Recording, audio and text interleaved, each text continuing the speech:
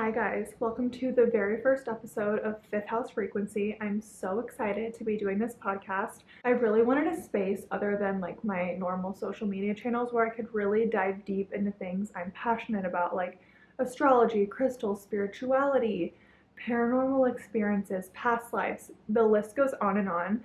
I'm so into all of that stuff, so if you are too, you are definitely in the right place.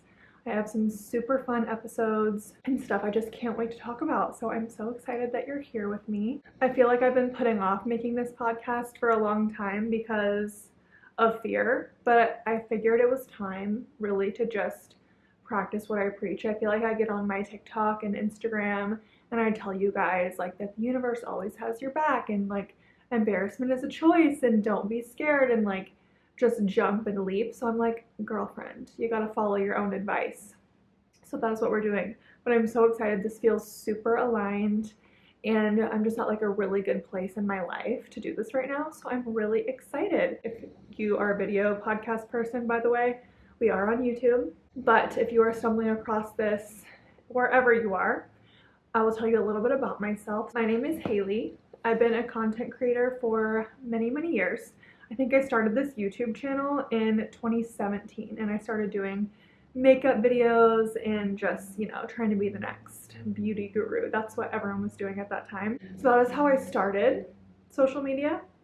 And I went through, fast forwarding just a little bit, I went through a big spiritual awakening around end of 2019 and then into 2020. I think a lot of people went through a spiritual awakening in 2020 just because we had nothing else to do. I feel like 2020 is when I really started getting into astrology and crystals, manifesting, and like spirituality. And when I really started to see a big difference in my life when I was actively manifesting and having good spiritual practices. These are things I've always been interested in, but society in the past has kind of put like a big taboo over that kind of stuff, so it always embarrassed me that I was interested in that.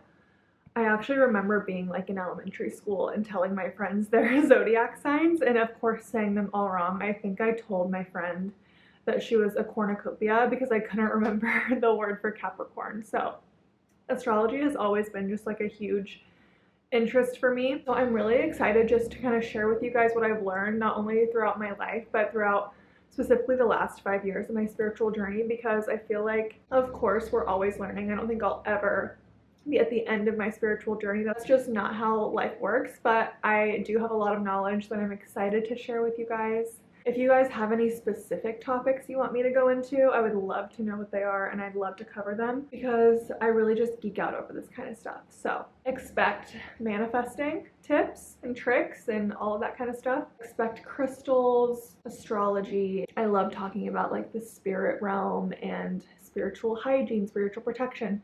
I also record a lot of meditation, so I thought this might be a good format to share those with you guys. I'm so excited to geek out over this stuff with you. So I also want to go over why I chose the name Fifth House Frequency. This is like a spiritual astrology based podcast. Fifth house is an astrology term. We're gonna actually go over all the houses today. So that's gonna be in the second part of this episode. But I wanted to first let you guys know what fifth house frequency meant to me. So in astrology, all the houses represent something. There are 12 different houses. And the fifth house is one of my favorite houses. It's just gorgeous energy. It's got Leo energy because that is the fifth sign of the zodiac. But it is all about creativity and love and harmony and just expressing true childlike joy, which I feel like when I talk about all the things that I'm going to be talking about in this podcast, I really just feel like a kid again. Like I feel so passionate about it and like I could just talk about it for hours. So I thought that was really great energy to kind of channel into this podcast. And then frequency, I am all about like frequencies, guys. Sound healing, sound cleansing. I listen to the Solfeggio, I think that's how you say it, frequencies every single day I have for the past 5 years. So I'm big into frequency and sound. I talk to my water and my coffee. I can maybe do an episode about that and how the frequency of sound can really heal us. And it's just one of my favorite things to go into.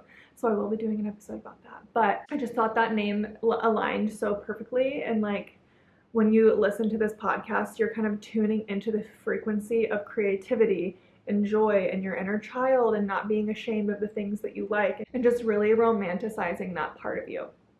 So I'm really excited. That is what fifth house frequency means. I actually did have a photography business called Fifth House Film, and that was super fun. I'm grateful for that because I think that without having that first, I wouldn't have ever come to the conclusion to have this podcast and have this name, and the circumstances wouldn't have been what they are, and I feel like they are just so perfect and so aligned.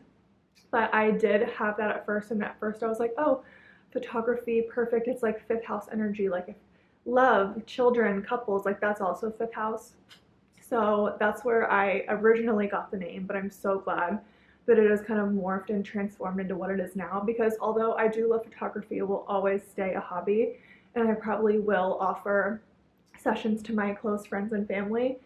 I just feel like it is not encompassing a fraction of what I have to offer as a person, or like a fraction of the gifts I have to share. So yes, that is how fifth house came to be about. Love the fifth house. With all of that being said, I'm going to go ahead and dive into what today's episode is actually about, which is the 12 houses in astrology. I would say knowing the houses in astrology is beginner to intermediate astrology. If you don't know already all of like the zodiac signs, maybe look into those first, because every house is ruled by a zodiac sign. Because there are 12 houses, there are 12 signs, but you could have different placements. So just because like the first house is ruled by Aries doesn't mean you will have Aries there. So like if you don't know that basis, go ahead and learn that first and come back to this episode when you kind of have a little bit of knowledge about that. But for those of us who are familiar with the signs, and we do ask people to see their birth charts, and we ask people their birth time and their big six, we're going to go ahead and get into it.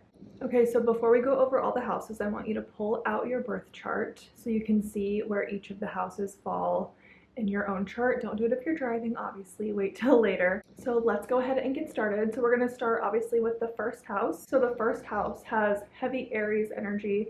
Aries is the first sign in the zodiac, so that's how all of these are going to go. Just 1 through 12, they're all in the same order as the zodiac signs, so I'll go ahead and say that now. So the first house is all about how you appear to the world, your physical appearance, literally. That's why a lot of people that have the same rising sign, because your rising sign is often in your first house, that's why a lot of them actually look alike and have similar features. It's really weird. And kind of like how you curate your image, it doesn't always necessarily mean this is who you truly are, but it is how people see you, and it is how you portray yourself.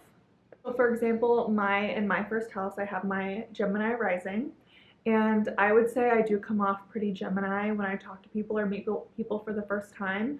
I'm pretty chatty, I'm pretty outgoing, but I wouldn't say that's necessarily my true self all the time, because I am an introvert and I am super emotional, and I have the tendency to kind of be a hermit and be withdrawn sometimes, but I come off very bubbly, very bright. I do social media for a living, and it's not that I'm being inauthentic. That is also a part of me, but it's just not the whole picture. So I would say the first house is very surface level in a way, but I also don't like saying that because it sounds like I'm saying it's fake, and it's not. It's just another part of you, and it's the part of you that you present to the outside world, if that makes sense. So up next is the second house, and the second house is ruled by Taurus. Second house is all about your income, not big picture money, but more day-to-day, like paycheck money, or like however you make your income, the services you provide, whatever. It's what you value also though. So more than money, it's just like your values as a person, and also your material possessions and assets. So I want to go ahead and actually take this opportunity to talk about empty houses and just chat a little bit about that, because I do have an empty second house. There is nothing in that house for me. I don't have a placement there. But that is not a negative thing, and that doesn't mean I'm not going to have any income or any assets or anything like that, or no values. It's not accurate. So what you do if you don't have an actual placement is you look at what sign is there in your chart. So in my birth chart, Cancer falls in my second house. I do not have any planets in Cancer, but I can go ahead and use that Cancer energy when going into my second house. So Cancer is very nurturing. It's very home oriented. When looking at how to make my income, I could work from home. I could be a stay-at-home mother, which I do stay home with my son, so that kind of does check out, and I do work from home, so that also checks out. I also feel like the work I do is very emotional.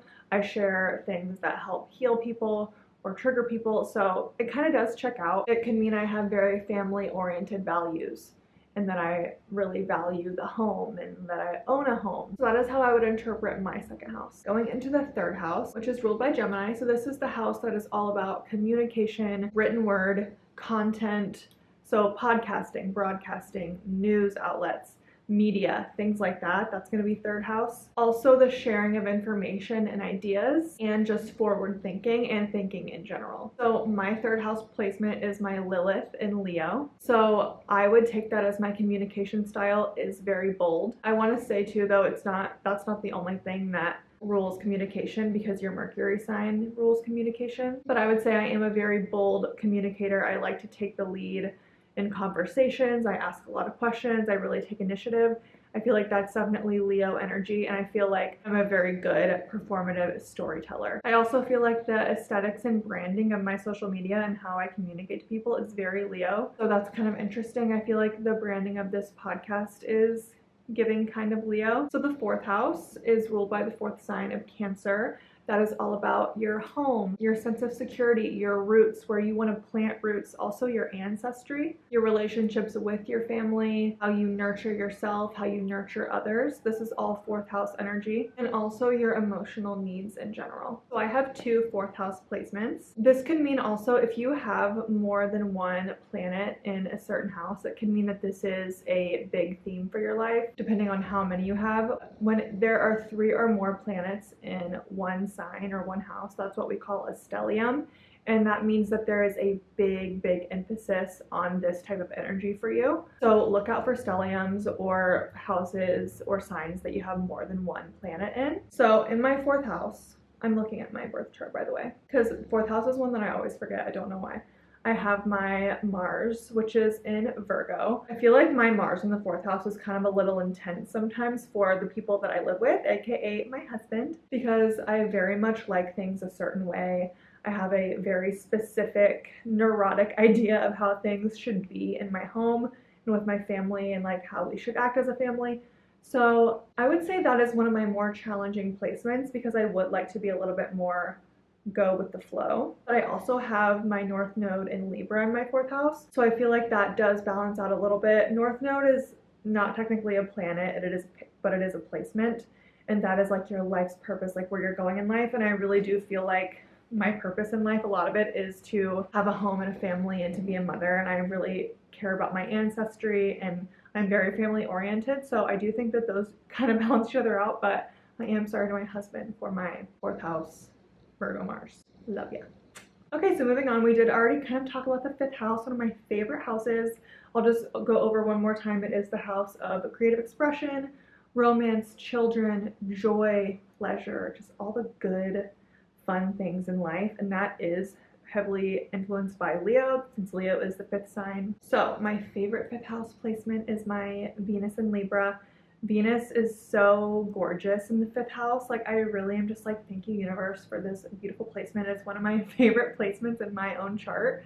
And Venus in Libra is just so like delicious and like aesthetic and just like romantic. And I really love that here in this placement because it is like a heavy romance placement. I feel like the creative energy of the fifth house just really complements my Venus placement, so love that for me. I do have 2 other placements that I'm not going to go super far into. I do have my Chiron and my Vertex, which those are not planets, those are placements. I guess Chiron could be argued. I don't know. Chiron is highly debated in astrology. It's technically like the wounded healer. I don't really want to get into those, but I do have those in my fifth house as well. Moving on to the sixth house. The sixth house is all about, it's ruled by Virgo. It is all about your physical body, your workout routine, your health habits, your day-to-day habits and what you do every day. Could be like going to work, could be your work routine. Really, sixth house is like the daily grind. That's how I like to think of it. So my sun in Scorpio is in my sixth house, and I think this is a really interesting sixth house placement because I feel like a lot of my identity and self relies on what I do every day. Like, I feel really down about myself if I like don't have a really good morning routine, or if I'm like off my routine, I start to feel out of alignment with my true self, which is kind of weird. So that's kind of strange for me sometimes, especially like when I travel and get thrown out of my routine, or if I'm just like not feeling good, that can be tough for me. So I find it really important just for my own like self-esteem and sense of self to have a solid routine every day. I feel like it's also kind of contradictory with my other placements because my Gemini rising, I feel very Gemini even though I am a Scorpio.